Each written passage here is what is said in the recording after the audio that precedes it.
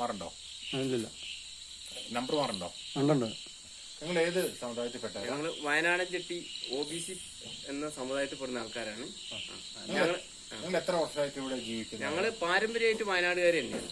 വയനാട്ടുകാരൻ ഞങ്ങളെ കാരണവന്മാരെ കാലം മുതലേ ഇവിടെ എത്ര വർഷമായെന്ന് അറിയില്ല. ഞങ്ങൾ ഇവിടെ തന്നെ ജനിച്ചു വളർന്ന കാരണവന്മാര് തന്നെ ഇവിടെ ജനിച്ചു വളർന്ന ആൾക്കാരാണ്. അപ്പൊ നിങ്ങളുടെ പരമ്പരാഗതമായിട്ട് നിങ്ങൾ എന്തിനാ ഡിപ്പെൻഡ് ചെയ്തിരുന്നത്? വനത്തെ ഡിപ്പെൻഡ് ചെയ്യായിരുന്നോ, കൃഷിയായിരുന്നോ? ഞങ്ങള് മെയിനായിട്ട് പാരമ്പര്യമായിട്ട് നെൽകൃഷിക്കാരാണ്, കർഷകരുമാണ്. എല്ലാരും കൃഷി കൊണ്ട് ഉപജീവനം നടത്തുന്ന ആൾക്കാരാണ്. നെല്ലായിരുന്നു മെയിൻ. അന്ന് കാപ്പി, കുരുമുളക് ഇങ്ങനെയുള്ള തെങ്ങ് ഒന്നും ഇല്ല. നെൽകൃഷിയായിരുന്നു ഞങ്ങളുടെ മെയിൻ ഉണ്ടായിരുന്നു. അപ്പൊ നിങ്ങൾക്ക് പണ്ട് വന്യമൃഗശല്യം ഉണ്ടായിരുന്നോ? ഉണ്ടായിരുന്നു. കാരണവന്മാരുടെ കാലത്തൊക്കെ ഉണ്ടായിരുന്നു. എന്തൊക്കെ വന്യമൃഗശല്യം ഉണ്ടായിരുന്നേ? അന്ന് നെല്ലൊക്കെ വന്നിട്ട് ഓടിച്ച് വലിച്ച് തിന്നും. പിന്നെ ആന, പന്നി, മയില്, മലയെണ്ണാൻ എല്ലാ ശല്യങ്ങളും ഞങ്ങൾക്ക് ഉണ്ട്. പണ്ടും ഉണ്ടായിരുന്നു. അതിന് കാരണം പാരമ്പര്യമായിട്ട് ഗവൺമെന്റ് തോക്ക് ലൈസൻസ് ഉള്ള തോക്ക് തന്നിരുന്നു. അതുകൊണ്ടായിരുന്നു ഞങ്ങൾ എന്താ പറയാ, അതിനൊക്കെ എതിർത്ത് നിന്നിരുന്നത്. അത് ഒരു തോക്കിൽ ചിത്തരയൊക്കെ ഇട്ട് വെടിവെച്ച് കഴിഞ്ഞാൽ ആന കയറി പോവായിരുന്നു. അങ്ങനെയാണ് ഞങ്ങൾ പാരമ്പര്യമായിട്ട് ചെറിയ രീതിയിൽ വേദനയേക്കുന്ന ചിത്തര. ലൈസൻസ് ഉള്ള തോക്കാണ്, അല്ലാണ്ട് ഗവൺമെന്റ് തന്നെ തന്നാണ്. പക്ഷേ ഇത് ഭക്ഷ്യക്ഷാമം രൂക്ഷമായപ്പോ ഭക്ഷ്യക്ഷാമം നേരിടുന്ന ടൈമില് ഈ ഭക്ഷ്യധാന്യങ്ങൾ ഉണ്ടാക്കാൻ വേണ്ടിയിട്ട് ലൈസൻസ് ഉള്ള തോക്ക് വന്നപ്പോ അത് വെച്ചിട്ടായിരുന്നു ഞങ്ങള് ഈ കൃഷിയൊക്കെ സംരക്ഷിച്ചിരുന്നത്. ആനയും പന്നിയും മെയിൻ ശല്യമായിരുന്നു. ആനയും പന്നിയാണ്. ഇപ്പോഴാണ് മാനൊക്കെയായിട്ട് വന്നത്.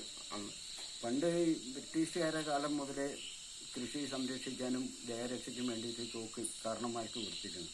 നമ്മളെ കാരണവരൊക്കെ പറഞ്ഞിട്ടുണ്ട്, ബ്രിട്ടീഷുകാരുടെ കാലം മുതലേ തോക്ക് തന്നിട്ടുണ്ട്. പിന്നെ കൃഷിയിൽ മൃഗങ്ങൾ ആനയൊക്കെ ഇറങ്ങുമ്പോൾ അതിനെ ഓടിച്ചു വിടാനൊക്കെ അനുവാദം ഉണ്ടായിരുന്നു ആ കാലത്ത്. അന്ന് ഇങ്ങനെയുള്ള പ്രശ്നമൊന്നുമില്ല. ഇപ്പോഴാണല്ലോ വന്യമൃഗങ്ങളും കൂടി നിയമങ്ങളും കൂടി എല്ലാം ഇപ്പോഴാണ് നിയമങ്ങളൊക്കെ കൂടുതലായത്. അന്നിങ്ങനെ നിയമങ്ങളൊന്നുമില്ല. കൃഷി കാരണം ഫോറസ്റ്റുകാർ ഉദ്യോഗസ്ഥന്മാരൊക്കെ വന്നു കഴിഞ്ഞാൽ പിന്നെ എവിടെയെങ്കിലൊക്കെ ആയിരിക്കും അവർ.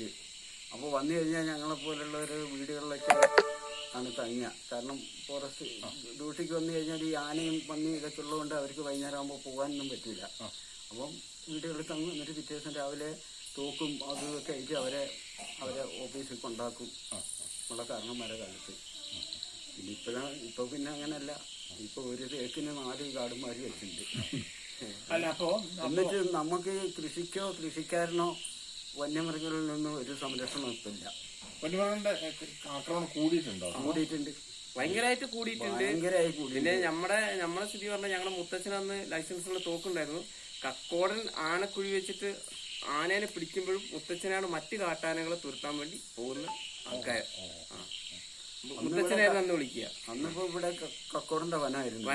കക്കോടന്റെ ഇതിൽ അണ്ടറിലായിരുന്നു. അപ്പൊ അവര് ആനേനെ പിടിക്കുന്ന ടൈമില് മറ്റു ആനകളെ കുഴി കുത്തിയിട്ട് ആനേനെ പിടിച്ച് കുഴിയിൽ ആന വീണ് കഴിഞ്ഞാൽ മറ്റേ ആന നമ്മളെ ജനങ്ങളെ ഉപദ്രവിക്കുന്നതിനും ഇത് പിടിച്ച് കയറ്റാൻ വേണ്ടിയിട്ടും മറ്റേ ആനകളെ ഓട്ടിക്കാൻ വേണ്ടിയിട്ട് ഇവിടെ ലൈസൻസ് ഉള്ള തോക്ക് ഉള്ള ആളെ വിളിച്ചിട്ടാണ് കൊണ്ടുപോകുന്നത്. അങ്ങനെയാണ്. ഇപ്പൊ ഏതൊക്കെ വന്യമൃഗത്തിന്റെ ശല്യം മെയിൻ ആയിട്ടുള്ളത്? ഇവിടെ പിന്നെ ആനയുണ്ട്, പിന്നെ കടുവ. ഇവിടെ ആനയുണ്ട് മെയിനായിട്ട്. വല്ലപ്പോഴും കടുവയുണ്ട്. കടുവ ഒരു വനവാച്ചറെ തന്നെ ആക്രമിച്ച കേസ് ഇവിടെ നടന്നിട്ടുണ്ട്. പിന്നെ മാനുണ്ട്, പന്നിയുണ്ട്, കുരങ്ങുണ്ട്, മയിലുണ്ട്, മലയണ്ണാനുണ്ട്. ഇതൊക്കെ ഭയങ്കര കൃഷിക്ക് ഭയങ്കര ഉപദ്രവകാരികളാണ്. ഇതെല്ലാം കാര്യം വെച്ചാൽ കുരങ്ങും അണ്ണാനൊക്കെ തെങ്ങ് ഒറ്റ കരിക്ക് വരെ വെക്കില്ല, കംപ്ലീറ്റ് വന്നിട്ട്. അപ്പൊ എങ്ങനെയാണ് നമുക്ക് ഇതിനെ പ്രതിരോധിക്കാൻ പറ്റുക? ഇതിനിപ്പോ പ്രതിരോധിക്കാന്ന് വെച്ച് കഴിഞ്ഞാൽ ഇതിനിപ്പോ ശരിക്കും പറഞ്ഞാൽ ഇതിന് കാരണന്മാര് ചെയ്ത പണി തന്നെയാണ് ഏറ്റവും നല്ലത്. ഞങ്ങൾക്ക് ലൈസൻസുള്ള തോക്കും തന്നിട്ട് ഞങ്ങൾ വനത്തിൽ കയറി വെടിവെക്കാനൊന്നും പോകില്ല. ഞങ്ങളുടെ കൃഷിയിടം സംരക്ഷിക്കാൻ, ഞങ്ങളുടെ കൃഷിയിടത്ത് വരുന്ന വന്യജീവികളെ പിന്നെ വേദനിപ്പിച്ചു വിടാനുള്ള ഒരു ഓർഡർ തന്നാൽ അത്രയും ഉപകാരമായിരിക്കും. വേദനിപ്പിക്കുക, കൊല്ലാനുള്ള ഇതൊന്നും ഞങ്ങൾക്കില്ല. കാരണം കൊല്ലാനുള്ള അതിനുള്ള ആഗ്രഹമില്ല നമുക്ക്. നമ്മളെ കൃഷി സംരക്ഷിക്കണം എന്നുള്ളൊരു ചിന്താഗതി മാത്രം. സംരക്ഷണം വേണം, നമ്മുടെ സംരക്ഷണം വേണം. അവരും കാട്ടിലെ മൃഗങ്ങൾ കാട്ടിൽ തന്നെ നിർത്താനുള്ള സംവിധാനം സർക്കാർ ഉണ്ടാക്കട്ടെ.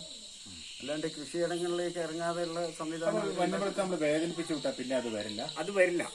ആ ഒരു ആനയൊക്കെ ശരിക്കും ഒരു കൃഷി ഇറങ്ങി കൃഷി തിന്നു കഴിഞ്ഞാൽ പിന്നെ അതിലൊരു വേദന തട്ടിക്കഴിഞ്ഞാൽ വരില്ല.